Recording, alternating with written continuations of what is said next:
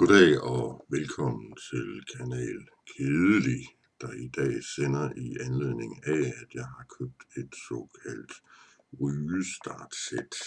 Det ser sådan her ud.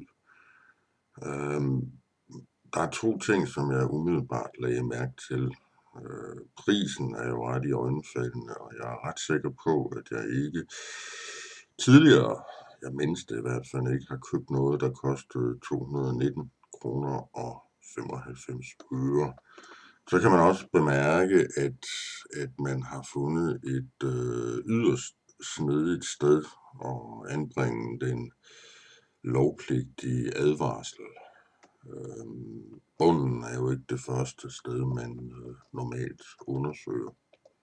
Nu har jeg jo købt det her for min egen fornøjelses skyld, men jeg fik den tanke, at man for eksempel kunne forære sin nevø sådan et sæt, og så på den måde med stor sandsynlighed slippe for at blive inviteret til flere familiearrangementer. Det var alt fra kanal Kedelig i denne omgang. Vi vender tilbage igen, når der ikke rigtig sker noget gab.